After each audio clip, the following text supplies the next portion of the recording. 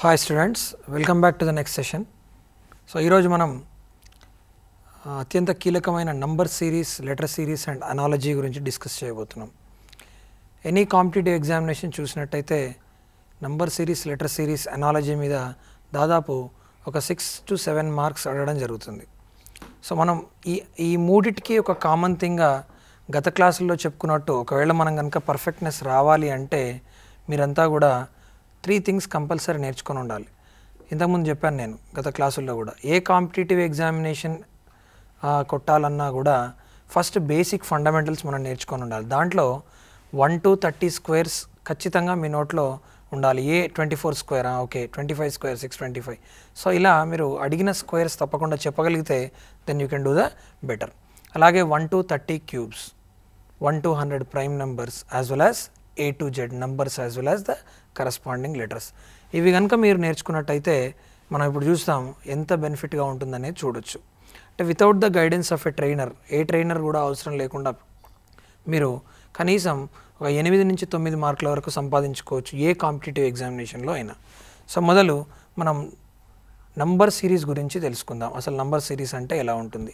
So ఈరోజు మన టాపిక్లో first thing is the number series.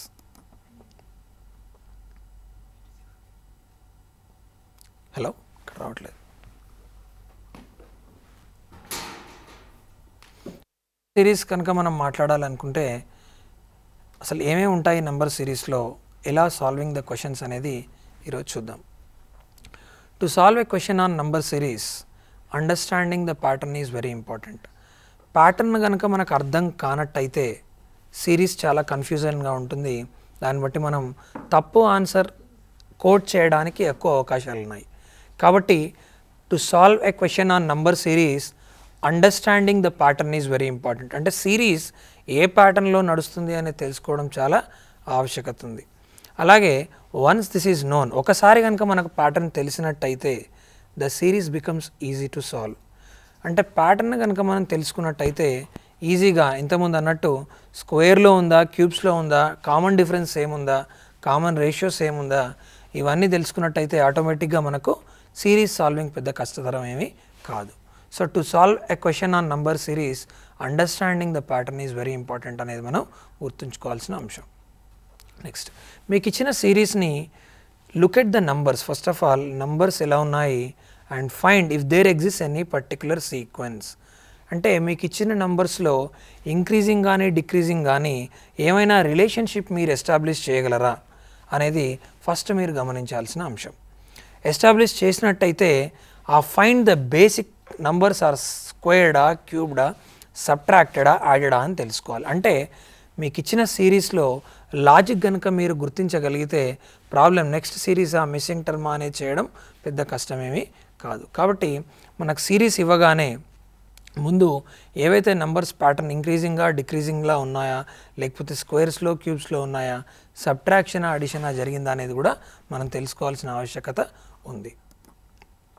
తర్వాత then see if the cubes or squares or subtracted or added. Only cube squares pattern ఉందనుకుంటే అపోహ మాత్రమే.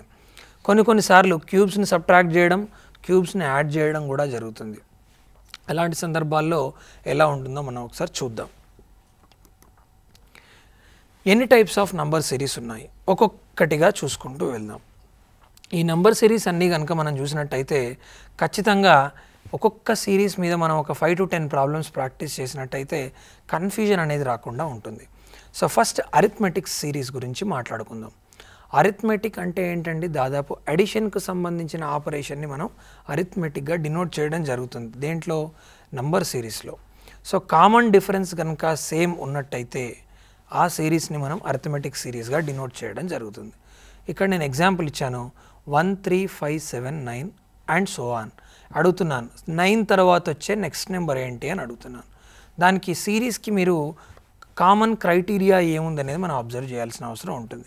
Common criteria ఏముందండి, here the common difference between each term is 2. అంటే 1 + 2 3 అయింది, 3 + 2 5 అయింది, 5 + 2 7 అయింది, అలాగే 7 + 2 9 అయింది. అంటే వచ్చే నెంబర్ కూడా ఏమవుతుంది, 9 + 2 11 అవుతుంది. So the next number will be 9 + 2 = 11. అంటే అరిథమెటిక్ సిరీస్లో మీరు కామన్గా గమనించిన అంశం ఏంటండి, common difference between the terms, అంటే ఒక్కొక్క టర్మ్ మధ్యలో సాధారణంగా భేదం అనేది సమానంగా ఉంటుంది, అంటే difference will be the same, then the series will be called as arithmetic series. Next series goes to geometric series. ఎలా అయితే కామన్ డిఫరెన్స్ ఈజ్ సేమ్ అని అక్కడ చెప్పుకున్నామో ఇక్కడ common ratio will be same. Example తీసుకోండి 2, 4, 8, 16. ఇక్కడ మీరు డిఫరెన్స్ చూడండి 2 + 2 4, 4 + 4 8, 8 + 8 16. అంటే మధ్యలో మనకు డిఫరెన్స్ చూడడం కంటే 2 2s 4, 4 2s 8, 8 2s 16. ఇది చాలా ఈజీ. అంటే 4/2 చూస్తే 2 వస్తుంది, 8/4 చూసినా 2 వస్తుంది, 16/8 చూసినా కూడా 2 వస్తుంది. So here the common difference కాకుండా కామన్ రేషియో చూడాలి. Common ratio between each term is 2. So ఆబ్వియస్గా నెక్స్ట్ నెంబర్ ఏమవుతుందో మనం ఊహించగలుగుతాం. 16 × 2 అది 32 అవుతుంది. ఇంతకుముందు సిరీస్లో కామన్ డిఫరెన్స్ ఈజ్ సేమ్ ఉంది, ఇక్కడున్న సిరీస్లో కామన్ రేషియో ఈజ్ సేమ్ ఉంది. సో కామన్ రేషియో కనుక సేమ్ ఉన్నట్టయితే ఆ సిరీస్ని మనం జామెట్రిక్ సిరీస్ అని నిర్వచించడం జరుగుతుంది. సిరీస్ ఆఫ్ స్క్వేర్స్ థర్డ్ తీసుకుంటే, స్క్వేర్స్ సిరీస్ మనం తెలుసుకోవాలి అనుకుంటే మీరు ఉదయం నుంచి రాత్రి వరకు కూర్చొని ఒక సిరీస్ని సాల్వ్ చేసినా దానికి సంబంధించిన లాజిక్ మనకు దొరకదు. ఎప్పుడు దొరుకుతుంది? మీరు స్క్వేర్స్ కనుక పర్ఫెక్ట్ అయి ఉంటే. ఎగ్జాంపుల్ చూద్దాం. 1 4 9 16 చూస్తే 1 + 3 4, 4 + 5 9, 9 + 7 16, 16 + 9 25 అలా చేసుకుంటూ వెళ్ళొచ్చు. కానీ నేను లైన్గా అడగకుండా ఆర్డర్ వైజ్గా అడగకుండా ఎక్కడెక్కడి నుంచో స్క్వేర్స్ అడిగాను అనుకోండి, అప్పుడు గమనించడం చాలా కష్టం అవుతుంది. So 1 square, 2 square, 3 square, 4 square, ఆబ్వియస్గా నెక్స్ట్ నెంబర్ ఏమొస్తుంది? 5 స్క్వేర్ వస్తుంది. కాబట్టి it is clear that the series is following the pattern of squares.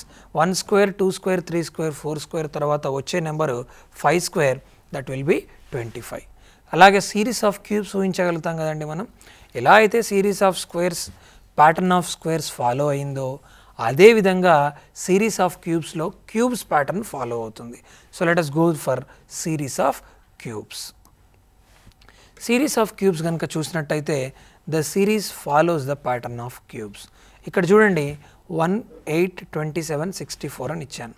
మన క్యూబ్స్ కనుక తెలియకున్నట్టయితే చాలా కష్టం అవుతుంది సిరీస్ ఫైండ్ అవుట్ చేయడం. అదే క్యూబ్స్ తెలిసినట్టయితే అంటే లిప్తపాటు కాలంలో with in the spontaneous time you can give the answer. So 1 cube is 1, 2 cube is 8, 3 cube is 27 and 4 cube is 64. So it is clear that the series is following the pattern of cubes. Obviously next number em ostundandi, next number will be the 5 cube equal to 125. ఇప్పుడు ఇక్కడ జాగ్రత్తగా గమనిస్తే ఇది ఏ arithmetic series follow కావట్లేదు, ఏ geometric series follow కావట్లేదు, కానీ series of square, series of cubes pattern మాత్రం follow అవుతున్నాయి.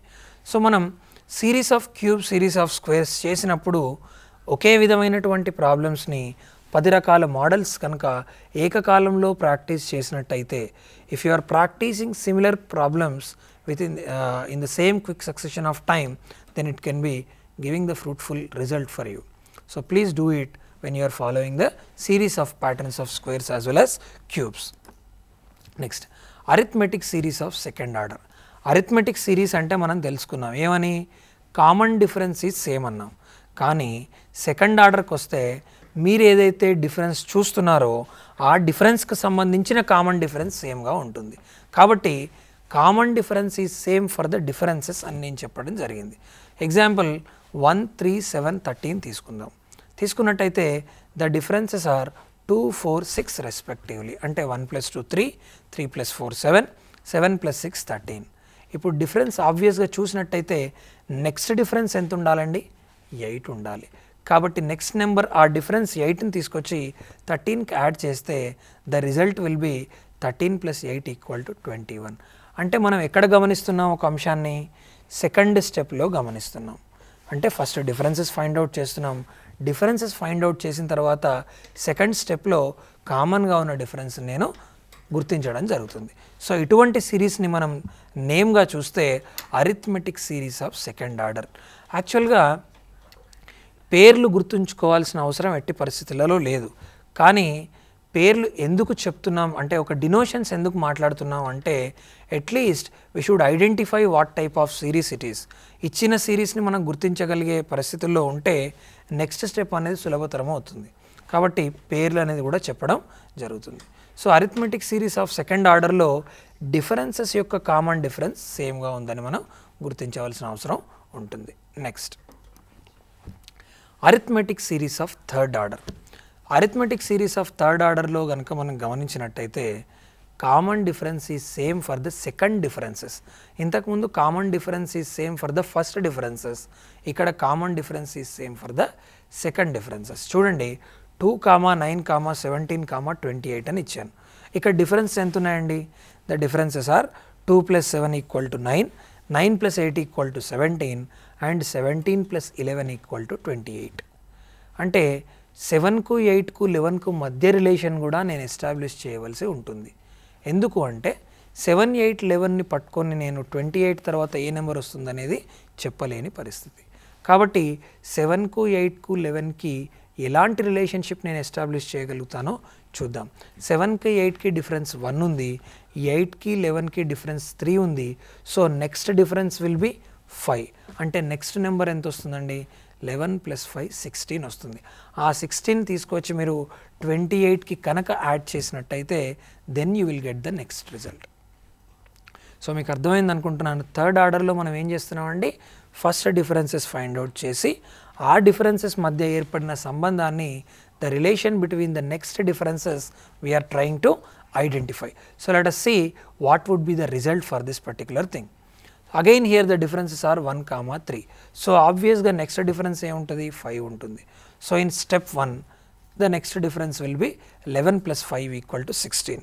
అంటే చూడండి ఇక్కడ నేను 7, 8, 11, 16 అని అనుకోవాల్సిన అవసరం ఉంటుంది. ఇప్పుడు ఆ 16ని తీసుకెళ్ళి 28కి యాడ్ చేస్తే we will get the required next sum. So the next number will be 28 + 16, that will be obviously 44. అంటే ఇది మనం ఎక్కడ కనుక్కున్నామండి? ఇది ఫస్ట్ డిఫరెన్సెస్ ఫైండ్ అవుట్ చేసి అనంతరం సెకండ్ డిఫరెన్సెస్కి వచ్చిన దగ్గర we are able to find this particular thing అనేది మనం గుర్తుంచుకోవాల్సిన అవసరం ఉంటుంది. Arithmetic series of second order, arithmetic series of third order, ఈ రెండు కూడా చాలా కీలకమైన అంశాలు. వీటి మీద దాదాపు గడిచిన 8 పరీక్షల్లో 3 క్వశ్చన్స్ రావడం జరిగింది, క్లరికల్లో as well as probationary officers ఎగ్జామ్స్లో. కాబట్టి వీటి మీద ఎక్కువ దృష్టి కేంద్రీకరించాల్సిందిగా మనవి చేస్తున్నాను. Next arithmetico geometric series. Arithmetic series అంటే తెలిసింది, జామెట్రిక్ సిరీస్ అంటే తెలిసింది. మరి రెండు కంబైన్ చేస్తున్నాం. అరిథమెటికో జామెట్రిక్ సిరీస్ అంటే ఏంటి? అరిథమెటిక్ సిరీస్లో కామన్ డిఫరెన్స్ ఏముంటే జామెట్రిక్ సిరీస్లో కామన్ రేషియోస్ ఏముండడం మనం గతంలో గమనించి ఉన్నాం. సో ఇక్కడ కూడా అరిథమెటికో జామెట్రిక్ అని నేను అన్నప్పుడు follows arithmetic series rule first, అంటే అడిషన్ రూల్ ఫాలో అవుతుంది. నెక్స్ట్ వచ్చేసి జామెట్రిక్ రూల్ ఫాలో అవుతుంది. ఎలా సార్? ఒక ఎగ్జాంపుల్ తీసుకుందాం. 1, 9, 33, 105. ఇలా ఎగ్జాంపుల్ తీసుకున్నప్పుడు లాజిక్ ఎస్టాబ్లిష్ చేస్తే 1కి 9కి మధ్య డిఫరెన్స్ 8, 9కి 33కి మధ్య డిఫరెన్స్ 24, 33కి 105కి మధ్య డిఫరెన్స్. ఇలా డిఫరెన్సెస్ చూస్తే మీకు ఆ డిఫరెన్సెస్ మధ్య ఎటువంటి రిలేషన్షిప్ కూడా ఎస్టాబ్లిష్ చేయలేరు. కాబట్టి ఇక్కడ ఏదో మర్మం దాగి ఉందని అర్థం చేసుకోవాలి. ఏంటా మర్మము అంటే 2 ఆపరేషన్స్ కంకాటినేట్ అయ్యి ఇక్కడ అప్లై చేయడం జరుగుతుంది.